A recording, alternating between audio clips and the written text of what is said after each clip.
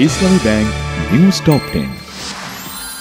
বাংলাদেশের অন্তর্বর্তী সরকার প্রধান ডক্টর মোহাম্মদ ইউনূসের জন্য সহযোগিতার সব দরজা খোলা আছে, জানালেন জাতিসংঘ মহাসচিবের মুখপাত্র ফারহান হক। উপদেষ্টা হিসেবে আজ শপথ নেবেন ডক্টর ওয়াহিদ উদ্দিন মাহমুদ, সাবেক মন্ত্রিপরিষদ সচিব আলী ইমাম মজুমদার, লেফটেন্যান্ট জেনারেল অবসরপ্রাপ্ত জাহাঙ্গীর আলম ও সাবেক সচিব মোহাম্মদ ফাউজুল কবির খান।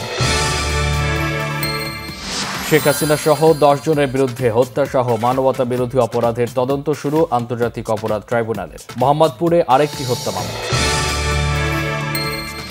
বিক্ষোভে হত্যার বিষয়ে জাতিসংঘের অর্থায়নে স্বাধীন তদন্ত দল আসছে আগামী সপ্তাহে, জানিয়েছেন আবাসিক প্রতিনিধি গোয়েন লুইস।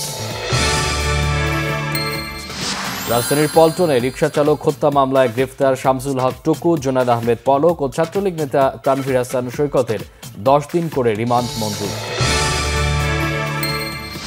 রাজধানী সহ সারা দেশে বিএনপির অবস্থান কর্মসূচি, আওয়ামী লীগ নেতাদের ভালোই ভালোই আত্মসমর্পণের আহ্বান মির্জা ফখরুলের।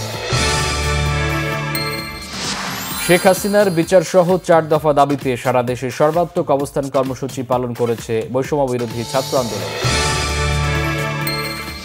টানা 27 দিন পর সারা দেশে আন্তনগর ট্রেন চলাচল শুরু হয়েছে, তবে কাল থেকে চালু হচ্ছে না মেট্রো রেল। পশ্চিম তীরে ফিলিস্তিনিদের বাড়িঘরে ইহুদি বসতি স্থাপনকারী সশস্ত্র গোষ্ঠীর হামলা, হত্যা, লুটপাট ও অগ্নিসংযোগ। ব্যর্থতার দায় নিয়ে স্বেচ্ছায় সালাউদ্দিনের পদত্যাগ করা উচিত, অভিমত সাবেক তারকা ফুটবলারদের।